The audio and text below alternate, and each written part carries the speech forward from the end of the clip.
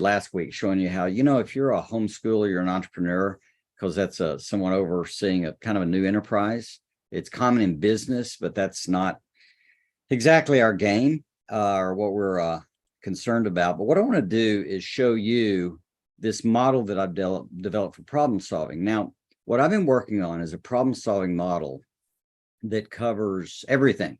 So you can use it at home, you can use it in parenting. Engineering teams can use it in solving a major engineering problem, because what I've seen is we bounce all over the place with problem solving. And what I want to do is show you exactly how to approach problem solving, whether it's a business, and a lot of you have businesses, side businesses, your spouse does. And I'm going to start teaching this stuff live. If you want to go to enjoyingproblems.com and subscribe there, you're updated on that stuff. But you, because you're part of the family, are going to get to see this stuff, but before everyone else. So I'm going to blaze through this. This is not the slow version, but you're going to have it, and you're going to be able to test. So I'm going to screen share. At some point, I'm going to add Jody, and I really want to just simply walk you through this process. So if you would think about what you're wrestling with, any kind of problem you have, and think about how this works. I call it the simple six. It's also called solutions crafting. But what we're doing is we're focusing on a process to come up with a solution to the problem. And in my way of thinking, in particular, you want a permanent solution. So the simple six is a new art of problem solving, or as I said, solutions crafting. It works like this. There are 6 steps. The first is to seek. Now, most problem solving models want you to define the problem, and I'm going to argue that's a mistake, because the moment you define the problem the way people commonly do, it locks you into a certain solution.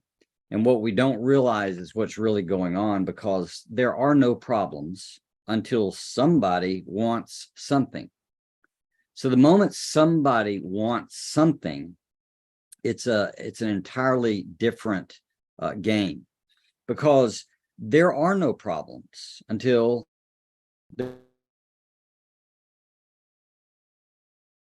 but they don't want to be married. There's no problem. It's the wanting to be married is the problem. If you're married and you want to be single, there's a problem. But it's generated by what you want, not by some what problems are or whatever. There are people that want to live. We see movies about this. They, work hard to live. But there are some people who are ready to pass, and it's time. So don't underestimate it is to figure out what you really want. Okay. Number 2, or I'm sorry, let me keep going. So the question, and all these have questions to go with it. And I have a more elaborate set, but this is a good starter kit. What do I want, or what do we want here? That could go, in your case, for your homeschool. What do we want? What do we want these children to turn out? That's why you hear me say this stuff all the time. We wanted to grow up kids who could learn how to learn, that were happy adults. The second step is to see. This is where you observe, and this is really important. It's a skill to develop. So the more you look, the more you see, and you just keep looking, and you keep looking, and you keep looking. This turns out to be magic and the foundation of really solving the problem. The questions are, what do we see here? And what else? So if you're in homeschool, I'll go a little slower here. So if you see a child like dawdling and not doing their work, what do you see? Okay, so you keep looking and you go, well, they want to get up all the time. Well, that's a certain version of it. Another one says they go off daydreaming. Well, that's another version. So how much of them are, what their skill level is, how long it takes. You want to observe if you do it at 1 o'clock in the afternoon one day, 8 in the morning another, 5. Just observe that. You're not judging or figuring anything else, but you just want to see what's going on. The next piece of this game is to sort. And in sorting, what you're doing is taking all these observations and you're basically going to put them into categories.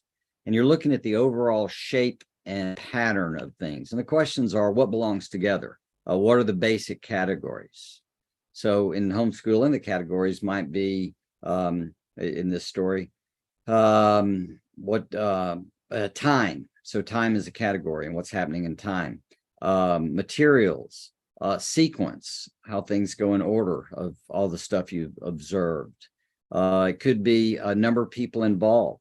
It could be other elements like which room they're in or what the environment's like. Is it noisy? Is it quiet? Is there something going outside, etc.? So seek, sort, and then simplify. And simplify is all about the logical movement through time. So this is where you're kind of looking at your process. So it's like this happens, then this happens, then this happens, and this happens. You want to nail that down, even in a simple way, piece of paper. But you want to look at the logic of it. So the logic of it through time is, well, we start, and then we have an interruption with bathroom, and then we have an interruption with food, and then we panic to get it done, and then we have to cry a little bit, and then we're on to the next subject, or however you do it. So you just want to figure that out through time. Next is, the questions are, how does this work? How does it move through time? And what's the cause and effect? Logic, right? So you're trying to look at how this stuff moves through time.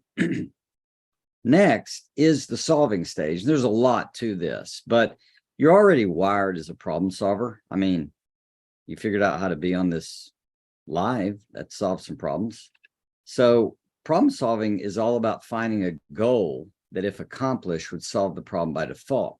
So what we usually do is problem soothe, and that's where we take time to act on, problem soothe. We have kind of this cycle I've talked about. Pain, a problem causes pain, pain causes action, action causes less pain causes less action, problem continues, like the baggage at Southwest. What we're wanting to do instead of soothe the problem is we want to solve the problem. And solving the problem means you're going to find a goal that, if you reach that goal, the problem gets solved by default. Solution is a byproduct.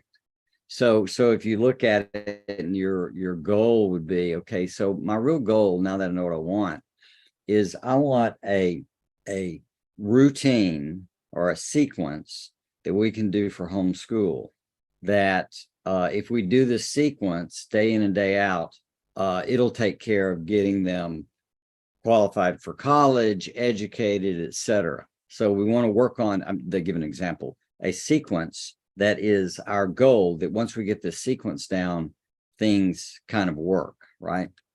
So, and the way you think about this is these questions. What goal, if accomplished, would solve this problem? What goal, if accomplished, would solve this problem? I remember years ago, we had a problem with going home, visiting with Jody's family. We wanted to connect with family, but it wasn't really vacation being in their home. And so we, trying to figure out what do we do for vacations and all, finally figured out if we rented a place that was near family, they could come down to the coast. They have relatives in the area. Everybody could visit because it's close enough to them. But it could be still our vacation. So they'd visit for a weekend and then we'd have it. And the goal was, we have a vacation and we include family, rather than making our family vacation with the family. So it was our vacation that included family. So what goal, if accomplished, would solve it? You can also ask what goal, if accomplished, would solve it forever. Now, this is important. If you think about problem solving or creating a goal that'll solve the problem, think about forever. What if this went away forever? So with nonprofits, they're always raising money. I said, what if we could solve this problem forever? I like forever. Having a degree in applied theology, I like my destiny to be forever, problem solved. I got a problem getting into glory, and I solved it, or came out, God solved it with this conversation and my understanding of what Jesus Christ did for us. So solution forever. I like those things. And then, and obviously there's more to it, but that's the main thing, is to focus on solving that problem forever. You may not come up with it, but that's the way to think. And then finally, you simulate. And what simulate is you run it through your brain. It's all about running a model of the solution to see how it works. So just think through, if we did this and reached this goal, how would it work? Would it work? And if indeed it would work, then you're in good place. So what you're looking for, though, is unintended consequences, like things accidentally happen. Years ago, I wanted to go to 2 services, and I did such a great job figuring out how to get all the core people to go to the early service that only people in the second service were visitors or singles, and singles were great, just not a lot of them in our context. And as a result, we had nobody greeting because visitors are terrible greeters. So they look at each other and go, not a very friendly church. That person didn't greet me. Yeah, it's another visitor. So I had an unintended consequence that killed our main service. And we fixed it as a transition. We learned. So the questions here are, overall, does it make sense? We see it work and solve the problem? See that it works and solves the problem? And are there any unintended consequences that are unacceptable? So there's that game. And that's the simple 6. It should have, I'm missing a phrase, but after that, you just launch. So implementation. And I'll fix that slide somehow. So that's the basics of it. Any questions about that are great. Any questions you've got about homeschooling, parenting, marriage, relationships, things related to homeschool. Obviously, everyone tends to benefit. I had someone send one in, we'll get to, but let's see if I can now get out of this. And I hope it's working. Everybody's saying, like the baggage itself with. Yeah, thanks, Nicole. Yeah, that's pretty fun, isn't it? So I can now see you all.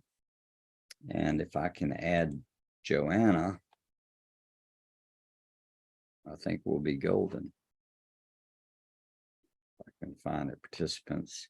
She is not asked to join yet, so she will soon.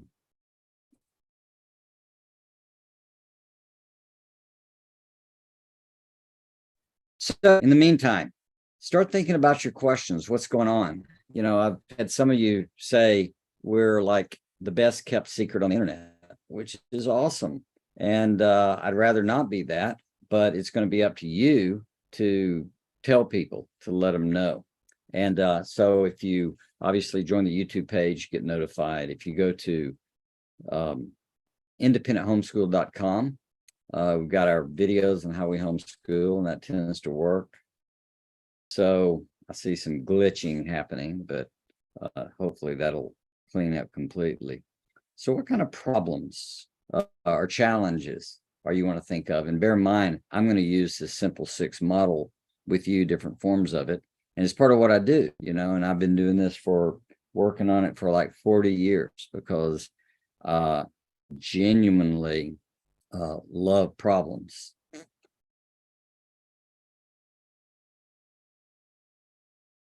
So I'm pausing to let everything catch up.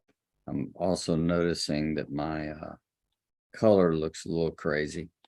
But as you're going through homeschooling, preparing for the coming fall context, or you're involved in it in summer, then what kind of things are you facing? What are you wrestling with? What are your challenges? So what I'll do is pull up this first one and put it in the chat. And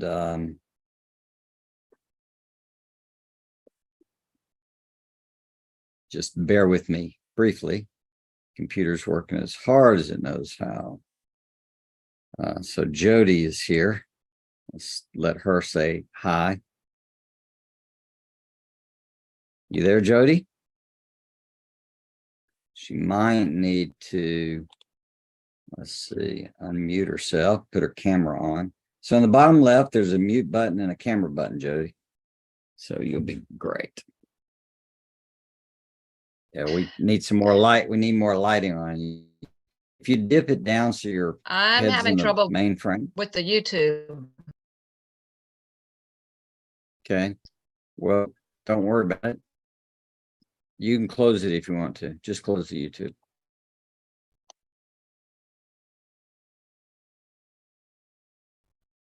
So we'll get her here. All right. So let me grab this first question. and see if I find this helpful, because I thought it was a great question. And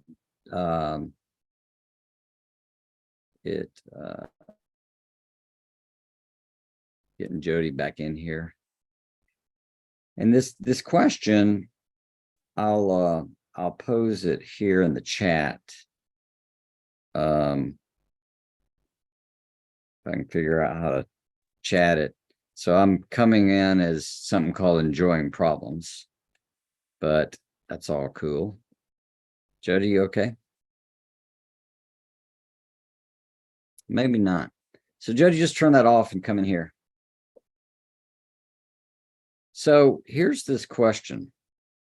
I can't attend the episode today, but I will be watching.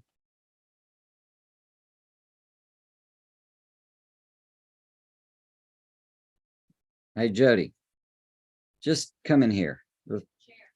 Okay.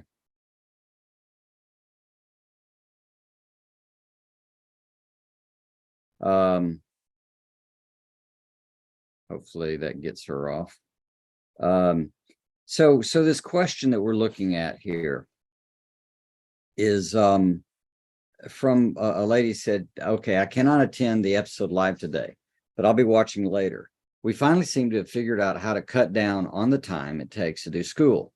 When we were taking all day to do school, his meals, as it took that long to get them done. Do you have any recommendations on how to break that between every subject now that we are done by 11 a.m. each morning? He is eating before math and after reading and again after writing, only to say he's starving for lunch. I get it. I know I'm the one who created this eating monster, but he is eating large quote breakfast all morning, like oatmeal and toast. And after the subject is finished, we do it all over again. Any ideas on how to break the habit of eating between each subject? I know you will ask, what do I want to see? Yes, I will. Or what do you want? I want to see him eat enough breakfast. This is great. Enough breakfast to get school done with 10 to 15-minute breaks to exercise. Then not need to eat until after school is complete or lunchtime. Then I simply say no. He says he cannot concentrate without some food to fuel his thoughts. Then we're back to all day. Thanks for your help. And then I wrote her back and I said, is he obese? Does he have ADHD? And she added, he is not obese at all. He does seem to have some ADHD symptoms, but never officially diagnosed. Okay. So there's Jody. Hi. Say hi, everybody. Couldn't make that work. Well, I didn't test it. It's my fault. It's totally my fault. So there's the challenge, right? And we've got it. Did I post it? Did that post? Doesn't look like it posted. I read it to all y'all.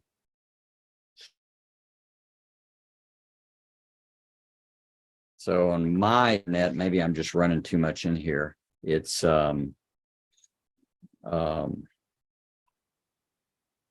crazy. Stalled. I hope it's not stalled for y'all. Maybe if I play it, it works now.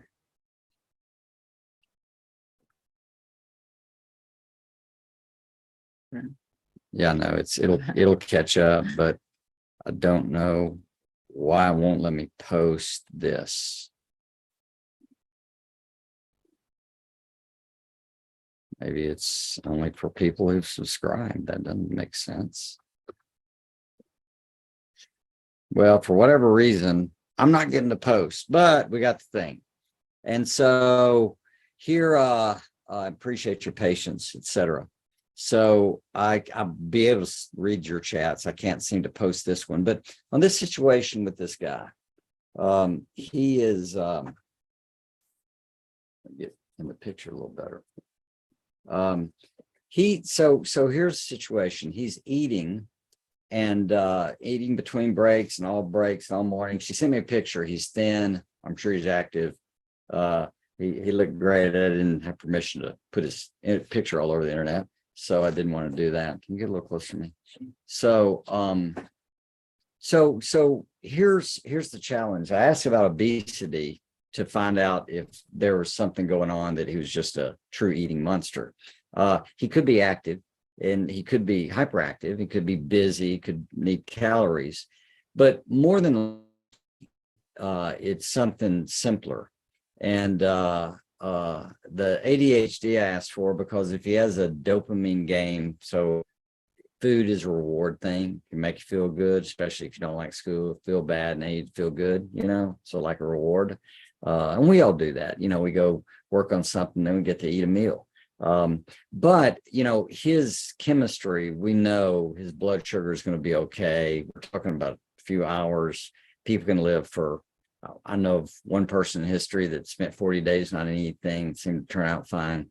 So here's, in my way of thinking, he's got to learn not to do that, because he's going to be at other things. He might be fishing or camping or playing ball or something. You just can't eat all the time. Church on Sunday mornings, if he actually went to school, you're not going to be eating every hour. Every bit of that, every little bit.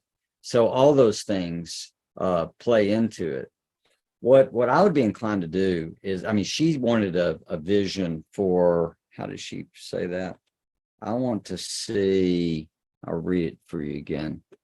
I want to see him eat enough for breakfast, get school done with 10 to 15-minute breaks to exercise. So I see breaks, plural. They not need to eat until after school is complete. Yeah, well, need to eat. So there's part of the trick. He probably doesn't need to eat. He's not going to die by not eating for a couple hours. Nobody will. So getting them to not want to eat might be something different. But one piece would just be discipline and say, we don't eat. We'll eat a good lunch. We'll eat a good breakfast. Is he getting enough calories?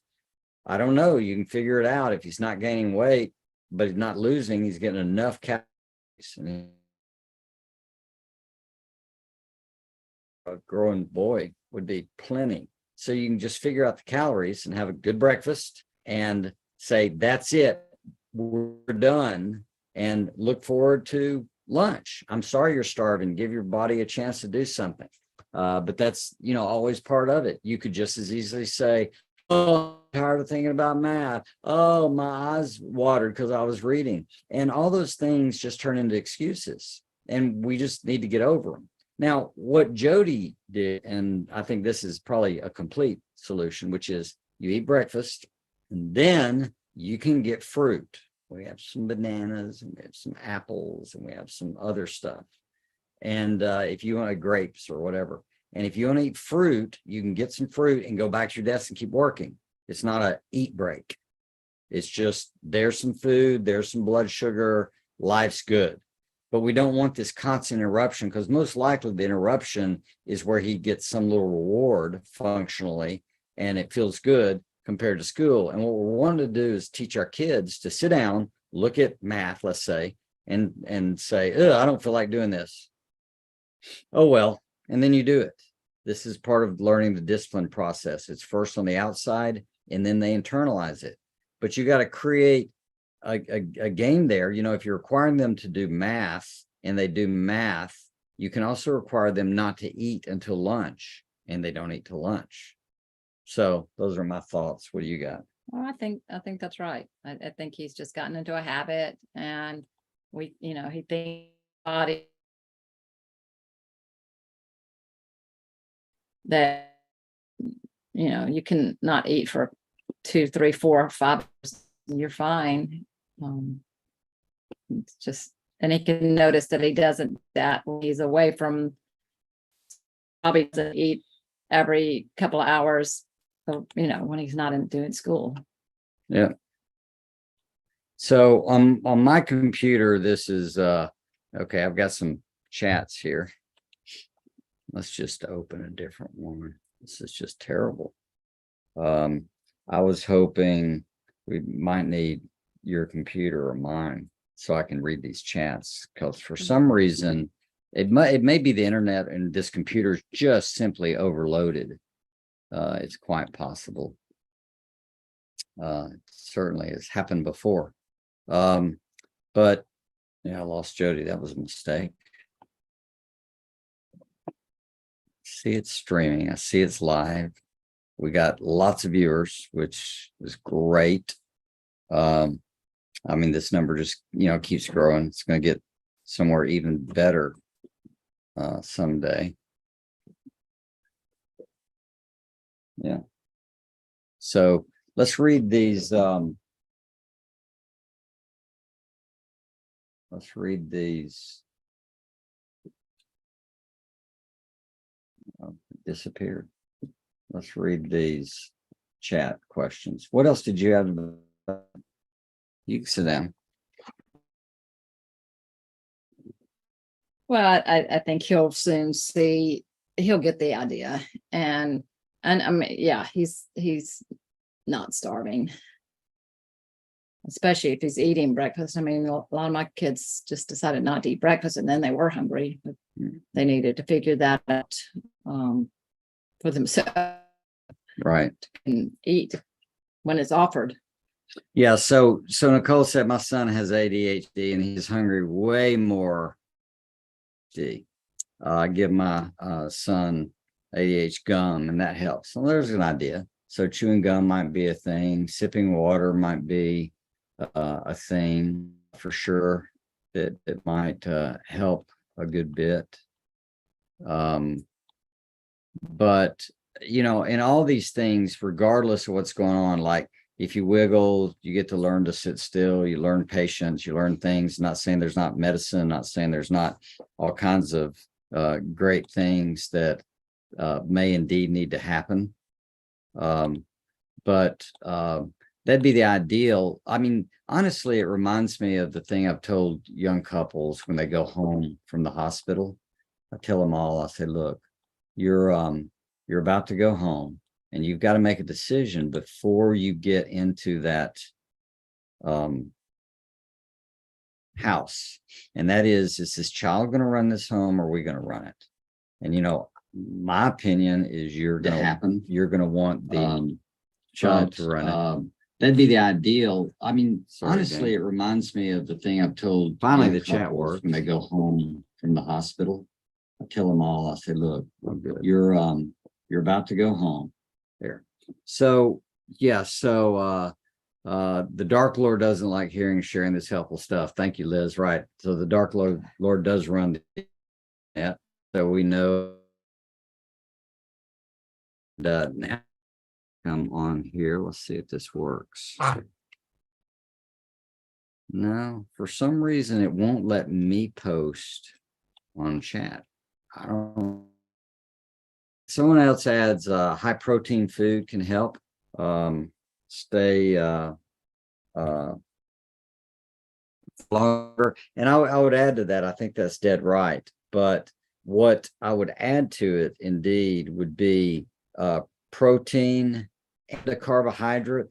So there's a guy named Pavlov you may or may not be familiar with.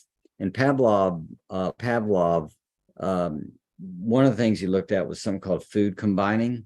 And the idea is like fruit will go through your system pretty fast on an empty stomach, 45 minutes, banana a little longer. Protein, the nature of the acids, if you just eat protein or protein in like salad, vegetable, processes faster. Carbohydrates and vegetables, same way. But if you combine carbohydrates and protein, it takes much longer. And so it's going to regulate your blood sugar. This is like when you all are pregnant and you ladies, and you have blood sugar, because I mean, you're making a baby. So if you'll add, it's like cheese and cracker, a protein or a little piece of meat and a cracker, that combination tends to level out the gain better. So I would look at the kind of breakfast he's having, and does it include some protein? He said peanut butter, and that works. Peanut butter's good. In fact, peanut butter by itself, just a spoon, would probably has enough protein. It has protein in it, so it lasts a while, but enough sugar in it that it'll calm down any of that in there. But more than likely, he's engaged in a reward game to get a break and get a reward type thing. It's probably not as much a hunger thing. If he's eating all afternoon the same way, I mean, I know the brain burns a lot of energy, but probably not exactly on this level. So you might want to open that and see what other questions we've got. No idea why this won't let me post this. Just the strangest thing. I've never seen anything like it. So what other questions are you ready with? I mean, I can make up questions. This simply must be a problem. We were having trouble yesterday. No, that's not what I mean. Oh, I mean, the fact that we're both on it and we're, I mean, I'm on, it's all through the Okay, same sorry. computer and the same system. I need a different way to get out of that. So you run across questions all the time where we're waiting for some. We plan to buy your writing course. Read that to me. Liz says, we plan to buy your writing course. Do you have any other curriculum you would recommend? I have a rising 4th and 6th grader. Well, obviously, it's going to depend on what you want. I think the writing course is great. We have enough history with it to know that it has worked really, really phenomenally for a long time. And so it's great. Personally, I think all the other courses we have right now, it's fixing to change. Right now, for $9.95 a month, you can get access to all 12 of them. There's stuff in parenting on there, but there's like a course on memory. There's a course on problem solving, and I'll add some of this to it too. It's all the similar stuff, just a different way to explain it, but more really in depth and for your kids. So they learn about problem solving so they can work on math. Memory, I said, how to memorize stuff, relationships, time management, goal setting, how to focus. You know, that in itself, just the feedback we've gotten of people going into focus. The most important curriculum probably in there, most valuable of our stuff, is how to master your emotions. So when your kids start learning how to run their brains so they can run their emotions, what the game is, game, family, for yourself, for life, it's not flawless because humans aren't, but it's certainly a very clear idea. Well, if she's talking about just curriculum in general, whatever you get, it needs to match your family, and it needs to, we would just always say, focus on math, reading and writing. And there's not a lot of need for a lot of extra in there that a lot of curriculum does pad. No, I'm just reading all the questions. Yeah. You're doing great. So yeah, I mean, that's, So we Nicole chose Robinson. That doesn't mean it's, Nicole had a question above. yeah, I was trying to find out. My DH son gum that helps. My DH says hungry way more. Yeah, we saw this. Yeah, Nicole, I think I did not see your question. If Right. you'd repost it, it's for whatever reason, we only have a certain number of pieces in the chat, but we'll get to it. Right. So Liz, the writing course. Oh, here's Nicole's. All right. So I'll come back to the spectrum question. So Nicole said, I asked above if you could elaborate on what specific behavior to avoid, referring to your introductory course and the 3 keys you mentioned for successful homeschool. So some of this language and what you're talking about, I'm clear on which videos you're talking about. What is school homing? Have I used that phrase? I don't think so, but if you watch our videos, I guess would be Probably. a start. Okay. She'll tell us.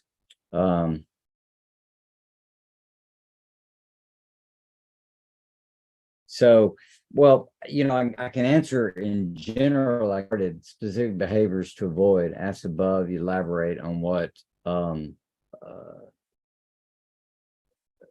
school homing. So doing school in a home is what she's got to mean. So when you're looking at homeschooling, so what you're trying to integrate into this game is really a process for your child to become his or her own teacher. And so you're wanting them to learn how to learn, but it's in the context of the home. So everything is educational.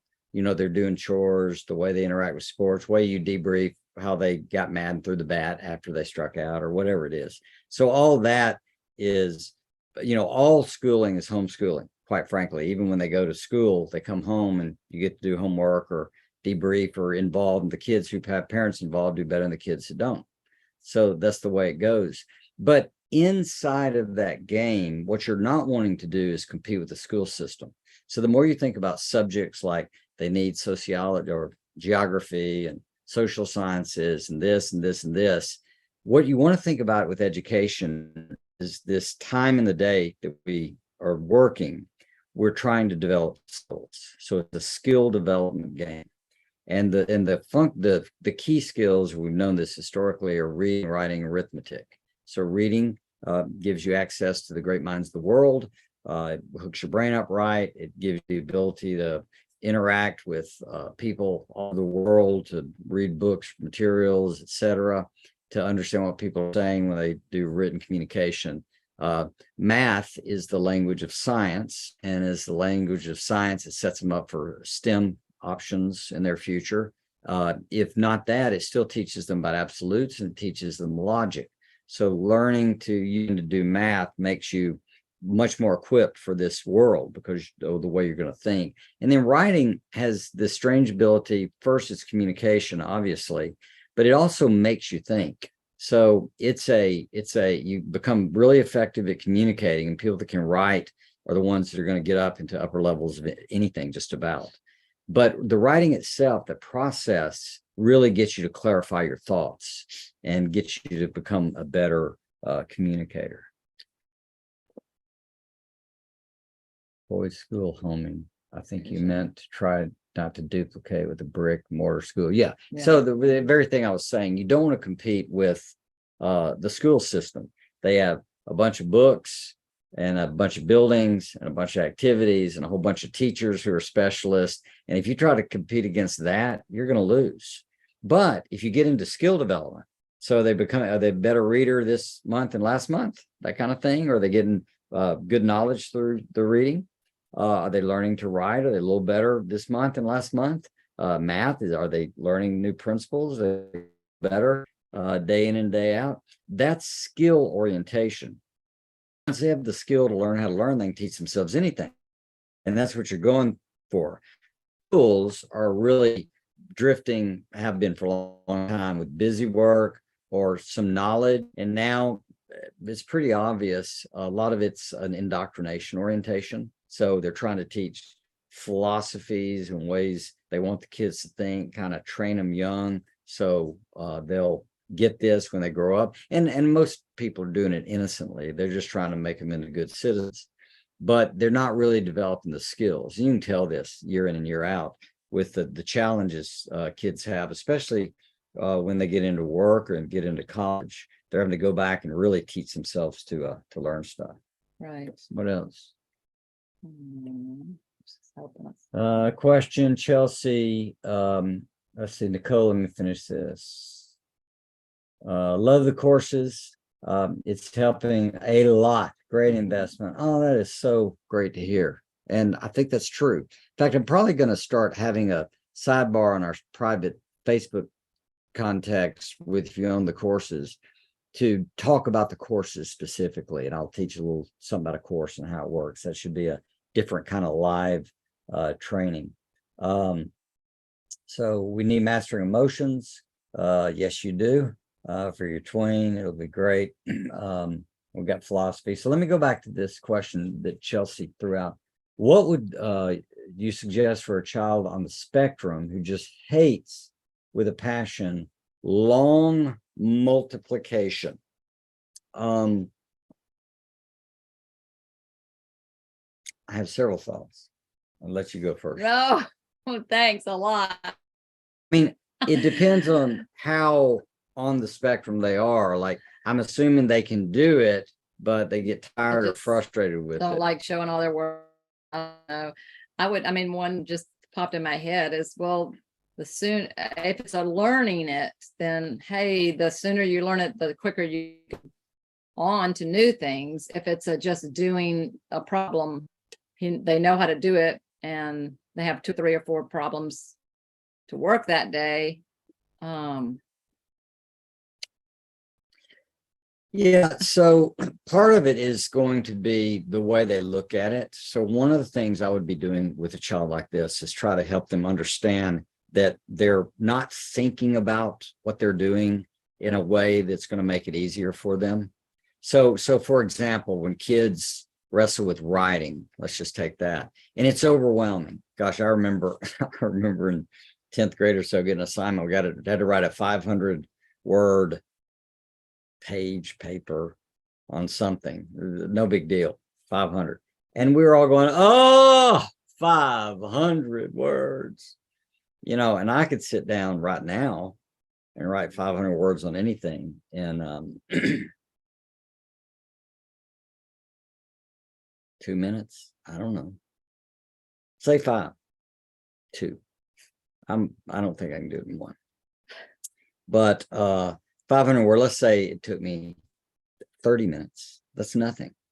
And what happens is a kid will look at the whole thing and get overwhelmed. And this is part of what happens with neurodivergent and spectrum and all kinds of stuff. But also people don't have any of those challenges. You get overwhelmed by the whole thing. And so in writing, the trick is, can they write a word? That's great. If they can write a sentence and master the sentence, that's the key, because all a paragraph is a bunch of sentences. And so when you can think of it like in chunks, they would say you have a future, and the future is the problem's done. But the actual long, isn't that what long multiplication? Mm-hmm. So the problem is you're having to do piece by piece by piece, but it's steps. So if you're doing it the way I was taught, I have different ways to do it. You're doing the right column. That's only one piece. Do the one piece, and then you can take a deep breath. And then there's a second piece, right? And you do that next column. Let's say it's 2, right? And then a third step is you add it up. And so if they can learn to look at things in steps, it's way, way better. People do that all the time, like public speaking. They're worried about the whole speech and the impact and all the rest. And it's like, yeah, that's not the game. The game is get on stage. The game is your opening. Then the game is the body. The game is the conclusion. And then enjoy the applause. But when we break it down, it changes. I run daily, around 3 miles. Well, I do that with interval running. So that means I walk a little bit and I run a good bit more, and then walk a little bit and run a good bit more. But to do that, I specifically walk for about 5 minutes, starting from inside my house to my starting place, and I walk out to it. And all I have to do is put my running stuff on and walk. Walking is not hard. Running straight out the door, kind of hard, but it warms up my heart, warms up my body a little bit, and then I'm ready to run. Look, the next step is never, how I say it, next step is always easy. Yeah, it's always easy. People want to write a novel, they're overwhelmed. Well, the next step is turn on the computer. The next step is to have a basic decision about what kind of story. The next step is maybe to work on an outline, but the outline works in pieces. So I would invite a child to especially look at, we're not trying to do it all, because that's where overwhelm comes. We're doing this little piece, then we're doing this little piece. So I don't know if it's sense, that'd be kind of where I'd start. And then some of it is just either racing, some of it is, why don't you do it faster and it's over? Like really try and just get it over with. I've known 2 people in my life that get a piece of pie, turn around, eat the crust first. And then one of them in particular, I said, so you don't like crust? They said, that's right. I hate crust. So they eat the crust first. So a lot of times with difficult, You just think they wouldn't eat it. I know. Yes. Well, they're kin to you. So kin to me too. But no, that's just the way they cope with it. And so why not just get it over? Go faster. Yeah. Any other thought about that? Other questions? Those are great. And let me know if that helps. I mean, part of the trick with working with your kids, spectrum or not, is to take a mindset of an experiment. So we're going to try an experiment, right? So I don't know how many long multiplication problems there are, etc. You might want to experiment with doing fewer. Like I want you to do let's say they're supposed to do 10 in a day, just make a number up.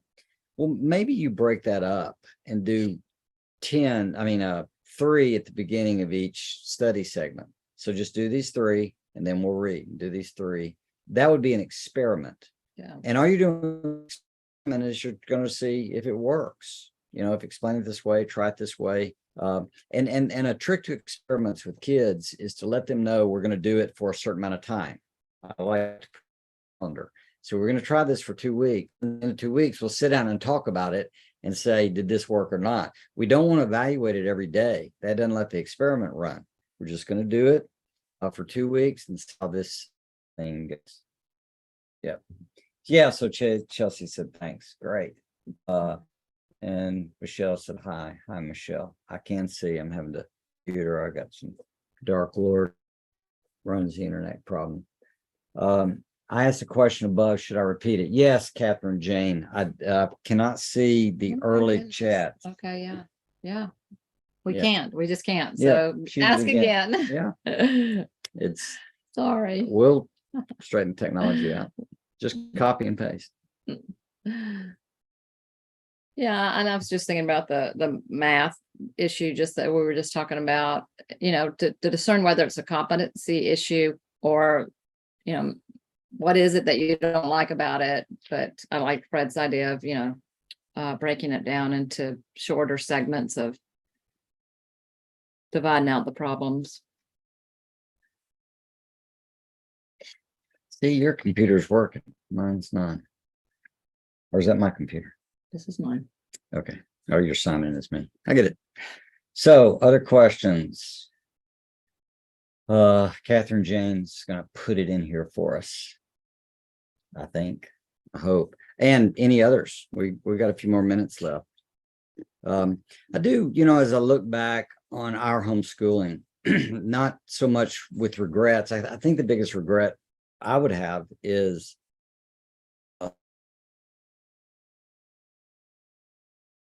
not to be confident a lot sooner. And the reason is because the competition isn't that great.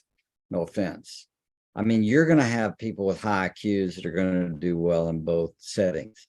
Reading, 20% to read. If you just expose them to it, they'll figure it out. I did that. So, you can't build confidence. The greater part of courage is having done it before. But if you would learn to pause every week and recount to yourself loud what your successes were, what went well this week, that builds your confidence. We in America, from our German heritage, are real critical about imperfections. And so we magnify the problems that's not going right. But if you would pause and start noticing what you did well, that it went well, I think you're going to be a new creation. All right. So Catherine, well, let's do Tony's. I hadn't considered the idea of just do the next thing with such a wide application. Brilliant. Yeah. Can be applied in so many. It really can. It's crazy. I was interviewing with a former professor at Yale and was interviewing me on a in fact, it's in the problem solving thing, the interview with this lady and the interaction on the PowerPoints that you get in the subscription. But she told me privately, she said, I've been stuck on something for some time and all my old tricks didn't work. But when you said the next step is never hard, next step is always easy. You just got too big of a step trying to jump to a ledge and climbing a mountain instead of just, step that little step. Breaking it down and looking at those steps actually makes it profoundly better in almost every area. Do it all at once. Just what's the next step? And that positions you for the next one. Right. So thanks for that confirmation. We'll come back to that. So Catherine Jane says, my pre-K daughter is resistant, strong-willed. How do I get her to cooperate better in learning handwriting and answering questions without being silly? Yeah, so strong-willed. So, the Bible has this phrase, it's great to be zealous in a good thing.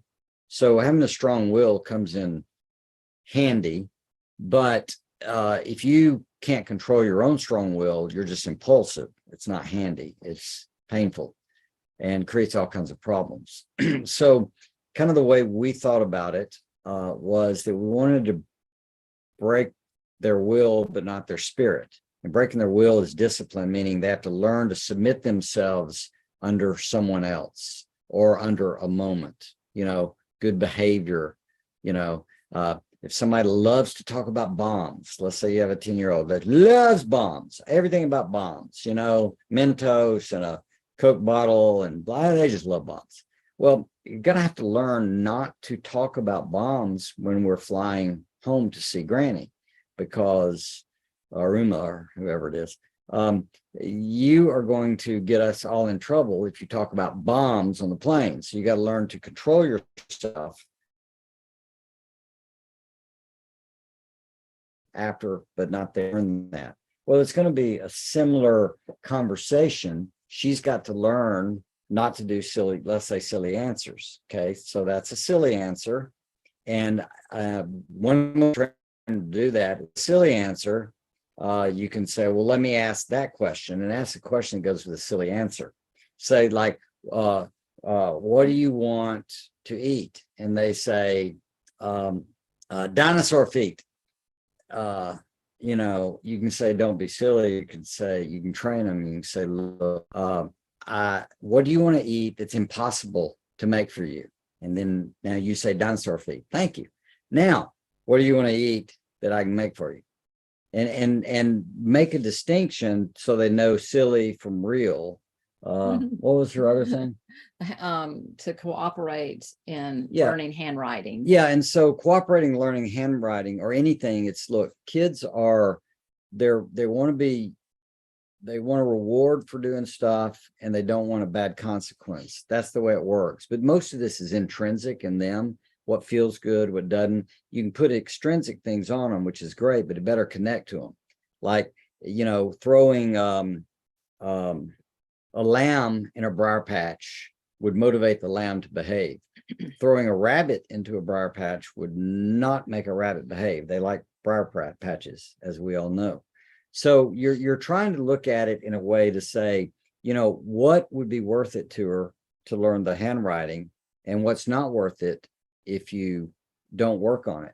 And it may be an overwhelmed thing, too much. It may just better, maybe one thing you work on. But even there, if they make, 50 G's, you're done. Having in mind what that means, you have a time limit. You get to make 25 more G's because you're not doing them fast enough to really learn. I'm making up something. But it's that mindset or that mentality that says, look, we're going to figure this out. It's going to happen. You're going to do your work, and we're just going to negotiate how much pain we all have to go through to get you there. But for the most part, if they do stuff that they need to do, they're way better off. One of the things we did with our kids is if you finish your work early, you can take the rest of that. Let's say it's an hour and they finished 15 minutes early. They just worked hard, wrote fast, whatever they did. They could go do something else 15 minutes. That's their reward. Or they could start on the next subject and get through school earlier. And that worked for all of them, not the first day, but eventually it came about and was clear. And this is a preschooler. Yeah. And and the other part of it is you probably need to chillax. Yeah. If it's a preschooler, it's a preschooler. That's great. But she still needs to do what you want her to do. I would just make sure you're not expecting her to be a third grader. Yeah. So even I'll say one more thing about that.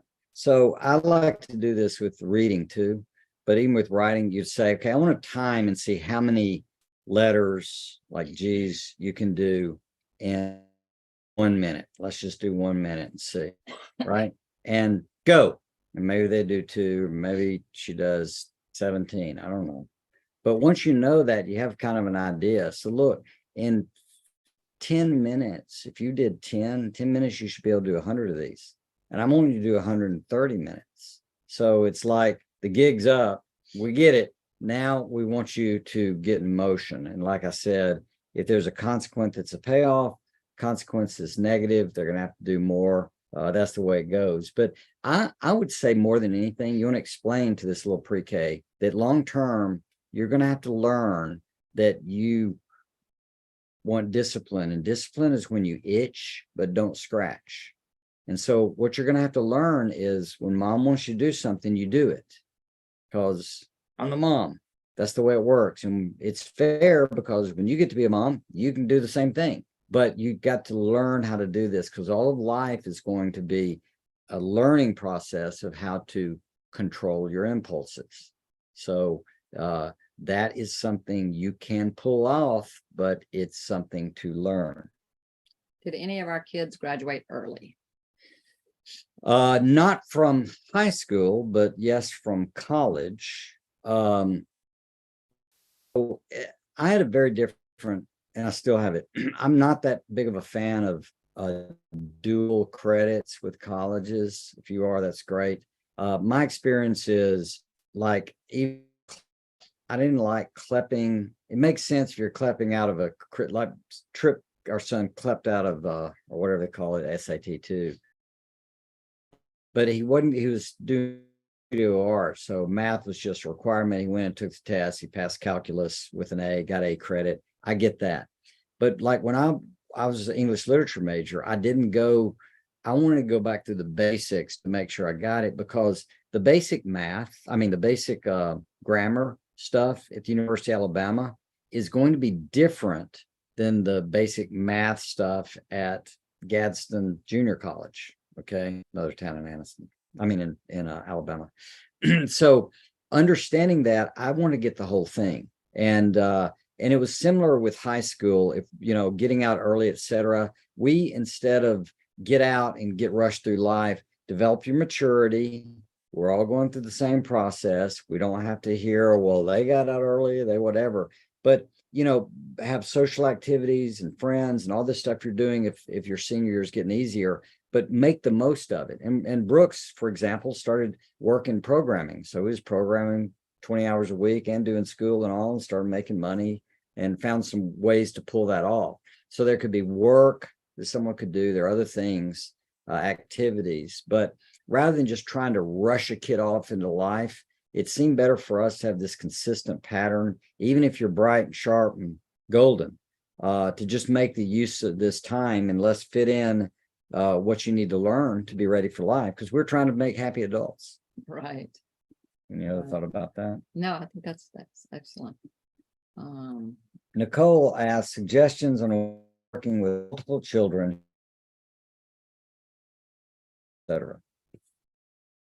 You can't be with more than one kid at a time, is what I'm hearing. And they're all needing your help.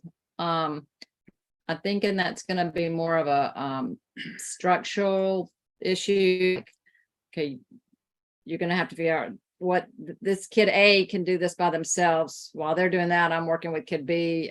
That's kind of what it's not easy to do it, but you. Well, what I notice you do is there are times you can get them doing some busy work, and you could really help a child.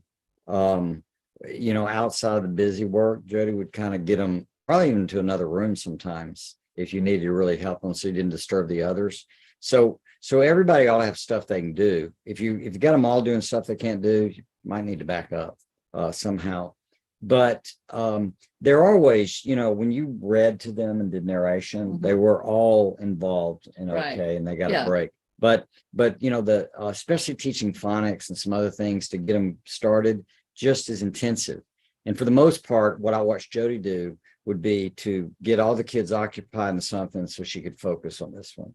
Yeah, and especially when they're also little, if a baby's still taking that morning nap, that's usually when I would take the one that's trying to learn to read off by themselves, teaching them to read. The other few were doing work on their own.